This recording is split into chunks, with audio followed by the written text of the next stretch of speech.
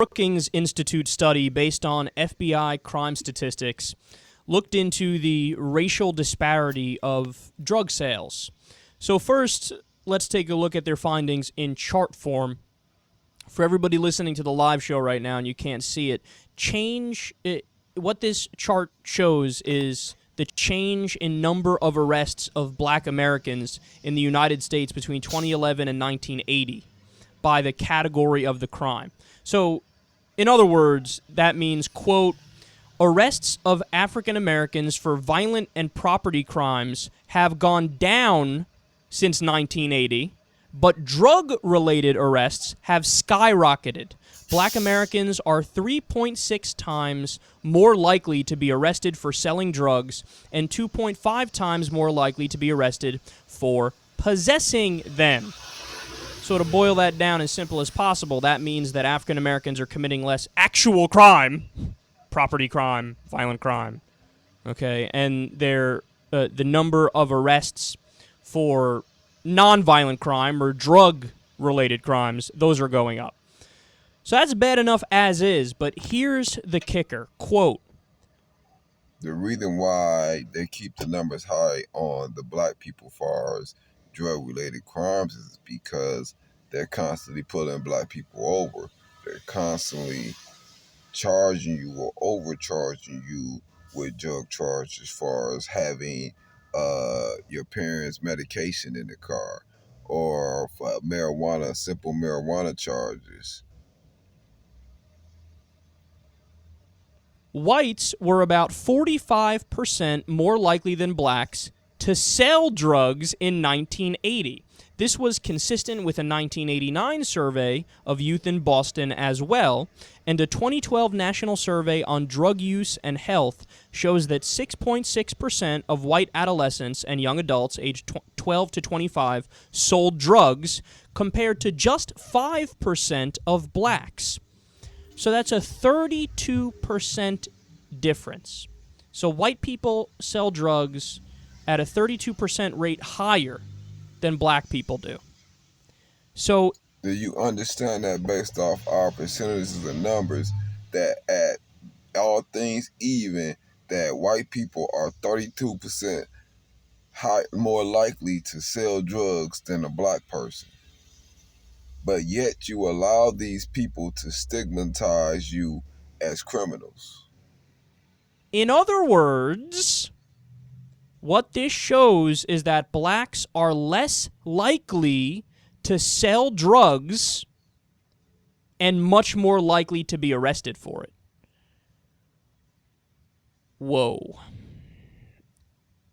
It's gone to the point where it's a rational assumption to say, whatever the issue is, whatever the topic is at hand, just assume there's an anti-black racial disparity and there's some sort of systemic racism involved in whatever we're talking about. Because, see, and this kills me when you meet black people who ignore or deny the fact or how racism has played a part in their lives. What it does is shows you the ignorance of our own people of not knowing how they actually got into their own condition. See, you fell into the falsehood that to pull yourself up by the bootstraps, and it's all based off of you as an individual, what you do, but you don't understand it's a lot to do with your environment. It's a lot to do with the resources that are available within the community that you grow up in that tells you or allows you to reach your full potential. So when I strip your communities of the necessary resources to develop its full potential, then then the results is ghettos, our communities. But see, you don't understand this because you don't understand how this economic system and this capitalist system in America really work. And that's all you are telling people when you are a black person and don't understand how the American government has been weaponized against you. to be clear, we're not talking about just in terms of raw numbers. like in terms of raw numbers, you have white people selling drugs at a higher rate than black people. It's not just in terms of raw numbers, because of course the white population is much bigger than the black population. So if it's just in terms of raw numbers, a lot of people would say, yeah, so what? It's raw numbers. We're talking as a percentage too. We're talking as a percentage, white people are drug dealers more than black people are. But black people get arrested more for being fucking drug dealers. There's no other explanation for this other than racism.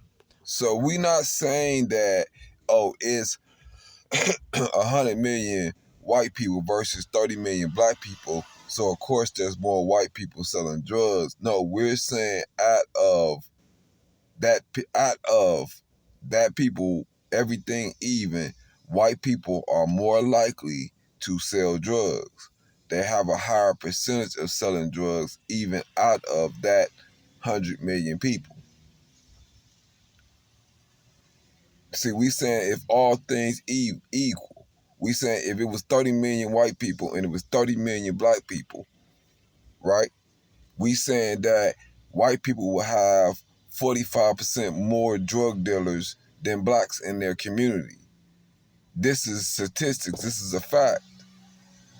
But yet you allow them to paint you with that brush of criminalization when actuality you are only responding to your economic conditions that was created by systematic racism.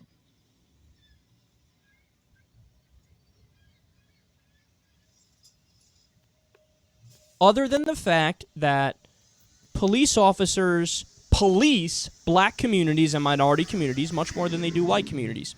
Now, look, I have my own stories about this. I've witnessed this firsthand. I grew up in New Rochelle, New York, and it's a very multicultural environment, multi-religious environment, and the city is basically split up in the sense that there's the North End and the South End. The North End is viewed as more affluent, more white, and then the South End is viewed as more minority and more middle class to lower income.